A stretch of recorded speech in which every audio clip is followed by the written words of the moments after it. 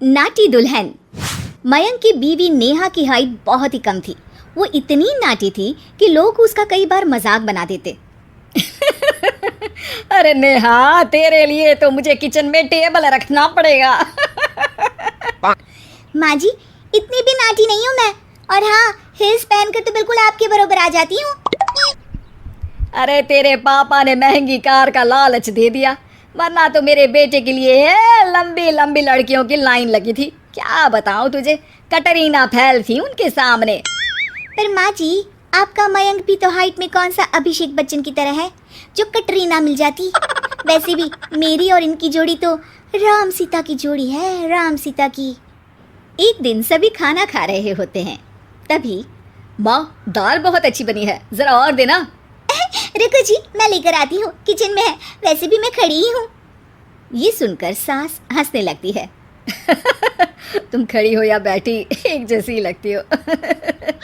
बस कीजिए जी, अभी हिल्स नहीं पहनी है, वैसे भी हिल्स पहनती हूँ तो आपके बराबर ही लगती हूँ। एक दिन नेहा सब्जी लेने बाहर निकलती है तो पड़ोसन कहती है, अरे देखो देखो कितनी नाटी है।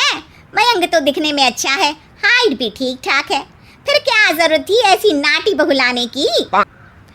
दहेज बहन दहेज, अंधे हो गए थे पैसों के पीछे, अब करे जगह साई। दोनों की बात नेहा सुन लेती है और उसे बहुत गुस्सा आ जाता है। आंटी जी, एक बात बताओ, मेरे पापा के पास पैसे हैं, उनको अच्छी लड़की की तलाश थी, ये पसंद आए और शादी हो गई, इसमें मेरा क्या कसूर है जो आप लोग मुझे सुना रही हैं? अरे नहीं नहीं नेहा, हम तो तेरी सास की बात कर रहे थे कि कितनी लालची औरत है। देखिए, वो लालची नहीं है, हाँ उनकी कुछ शौक है जो वो अपने बेटे से पूरा करवाना चाहती है। और देखा जाए तो उसमें उनकी गलती भी क्या है भला। अगर इन्होंने मुझसे शादी की है तो ज़रूर कुछ न कुछ तो अच्छाई नज़र आई होगी ना। और अब ना तो मैं आपकी बहू हूँ और ना ही आपके रिश्तेदारों को मुझसे मिलना है, फिर ये बात समझ नहीं आई कि आप इतना परेशान क्यों हो रही हैं। ये बोलकर नेहा वहाँ से निकल जाती है। नेहा, चलो तैयार हो जाओ, हम लोगों को एक पार्टी में जाना है। नेहा तैयार होकर पार्टी में जाती है, जहाँ मयंक का दोस्त उससे कहता है, अरे मयंक, तू लकी है यार, तेरी बीवी की हाइट इतनी कम है कि तुझे बच्चे की जरूरत ही नहीं है, भाभी ही बच्ची जैसी है।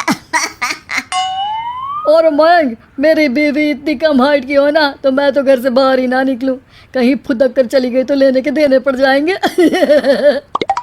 सभी नेहा पर हंसने लगते हैं। तभी पार्टी की जगह पर आग लग जाती है। अरे भागो यहाँ से, जल्दी करो, निकलो यहाँ से। अरे लेकिन बाहर के दरवाजे पर ही आग है, अब कैसे बाहर निकलेंगे, कोई रास्ता भी नहीं है।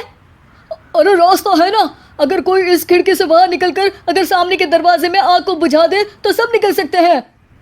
तभी नेहा उस छोटे से जरोखे से बाहर निकलकर आग को बुझा देती है। अरे वाह, भाभी जी ने तो आज हम सबको बचा लिया। वाह भाई वाह, बीवी हो तो ऐसी, अपने पति ही नहीं बल्कि यहाँ मौजूद सभी की जान बचा ली है इसने। भाई मयंक, माफ़ कर देना, तेरी बीवी तो सच में कमाल है। मुझे ये बात पता है और मुझे मेरी बीवी पर गर्व है। नेहा मुस्कुराकर अपने पति की तरफ देखती है। कुछ दिनों बाद जब नेहा और उसकी सास मार्केट जाती है, वहाँ पर, अरे भैया, ये कपड़ा तो देना, कितने का पड़ेगा? माता जी, ये तो बहुत महंगा कपड़ा है, लेकिन अब बस सिर्फ 2 मीटर ही बचा है, मेरे तो किसी काम का है नहीं ये टुकड़ा, तो आप 100 रुपया ही दे दीजिए। अरे भैया, तो मैं क्या करूँगी इस टुकड़े का, लेकिन वैसे है बड़ा ही सुंदर। तभी नेहा बोल पड़ती है, इसमें तो मेरी पूरी ड्रेस बन जाएगी। ये कहकर वो कपड़ा ले लेती है। अगले दिन नेहा वो ड्रेस पहनकर सास के सामने आती है। अरे वाह नेहा, ये ड्रेस तो बहुत ही सुंदर लग रही है, बड़ी महंगी होगी ना? अरे कपड़ा तो मैंने ही पसंद किया था, बस पूरा नहीं था तो इसने ले लिया। सिर्फ 200 रुपये की ड्रेस है ये पूरी। देखो माँ जी, नाटी होने का भी कम फायदा नहीं है। जैसे तैसे दिन कट रहे थे। सास और पड़ोसियों के मजाक बनाने का सिलसिला चल ही रहा था कि एक दिन मोहल्ले से जोर जोर से आवाज आती है, हाय रे मैं मर गई, भगवान मैं क्या करूं। अरे क्या हुआ? देखते हैं तो सभी एक हॉल के सामने भीड़ लगाकर खड़े हैं। मेरा बेटा प्रिंस गड्ढे में गिर गया है। पड़ोसन जोर जोर से रोने लगती है कि तभी वहाँ नेहा आ जाती है। रोइए मत, मैं प्रिंस को लेकर आती हूँ। ये बोलकर नाटी सी पतली सी नेहा गड्ढे में घुसकर बच्ची को बाहर ले आती है। अब क्या था, एक बार फिर नेहा के लिए पूरा मोहल्ला तालियां बजाता है। मुझे माफ कर दो नेहा, मैंने तुम्हारी हाइट का कितना मजाक उड़ाया था। कोई बात नहीं मौसी, प्रिंस ठीक है, ये बात है।